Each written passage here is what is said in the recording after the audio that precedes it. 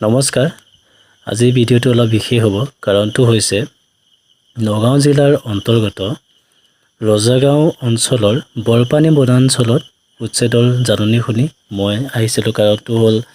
এই ঠাইখিনিত বিশেষকৈ মোৰ কিছুমান চিনাকি মানুহ আছিল লগতে মই যিখন বিদ্যালয়ৰ শিক্ষকতা কৰোঁ সেই বিদ্যালয়ৰ ছাত্ৰ ছাত্ৰীসকল ইয়াত আছিল আৰু সেই খবৰ শুনি মই ভাবিছোঁ খবৰ এটাকে লওঁ তাৰ পিছত উচ্ছেদৰ জাননী লাভ কৰিলে আৰু 18 আগষ্টত উচ্ছেদ হ'ব বুলি গম পালোঁ আহিলোঁ আৰু তেওঁলোকৰ লগত মত বিনিময় কৰিলোঁ আৰু মত বিনিময় কৰি গম পালোঁ তেওঁলোক 18 তাৰিখৰ আগতে যাবগৈ লাগিব বিভিন্ন অঞ্চলৰ পৰা আহিলে তেওঁলোক আৰু কেইবাজনো ব্যক্তিৰ লগত কথা পাতিলোঁ বহুতে খং কৰি আছে বহুতে তেওঁলোকে ক'ব বিচৰা নাই বহুত ধৰণৰ কথা আৰু তাৰ পিছত মই ভাবিলোঁ কথাখিনি অকমান তথ্য আকাৰে আপোনালোকক জনাব বিচাৰিছোঁ আৰু এই ঠাইখিনি প্ৰায় 1980 পৰা 85 চনৰ ভিতৰত তেওঁলোকে তেজপুৰৰ পৰা আহিছে ঢিঙৰ পৰা আহিছিলে তাৰ পিছত এফালে ওচৰৰ কথা ক'ব গ'লে মৰিগাঁও লাহৰি ঘাটৰ পৰা আহিছিলে য'ত মুছলিমৰ মেজৰিটি বেছি তাৰ পৰা আহিছিলে আৰু তেওঁলোকে আহি পেলাই ইয়াত জংঘল আছিলে আৰু জংঘলখিনি ভাঙি পেলাই ঘৰ বনাইছিলে তাৰ পিছত ইয়াত কোনো নাছিলে আৰু তেওঁলোকেও আহিছিলে আৰু এই ঠাইখিনি এটা ৰাস্তা আছিলে এই ৰাস্তাৰ ইপাৰ আৰু সিপাৰ ৰাস্তাৰ লগতে আছে ধৰি লওক আপোনাৰ এখন পাহাৰ আছে এই পাহাৰীয়া দাঁতি কাষৰীয়া যিখিনি অঞ্চল বাওঁফালে যিখিনি অঞ্চল সেই ঠাইখিনি মুছলিমৰ বসতি প্ৰধান ঠাই হৈ পৰিছিল আৰু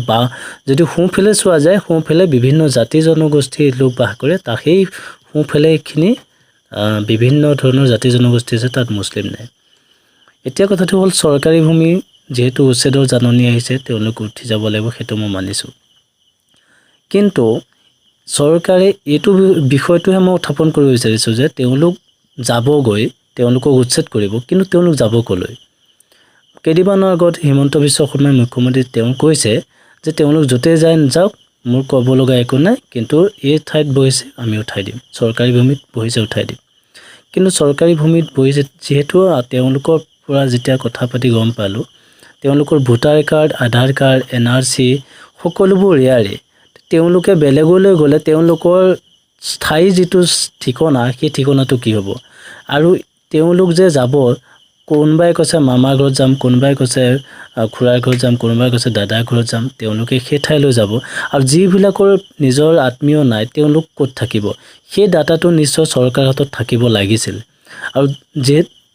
যিসকলৰ একেবাৰে মাটি বাৰী নাই তেওঁলোকে ক'ত বহিব তেওঁলোকে নিশ্চয় কোনোবা এখিনি ঠাইতে বহিব সেই বস্তুটো চৰকাৰে কিয় ভাবি এটা তথ্যমূলকভাৱে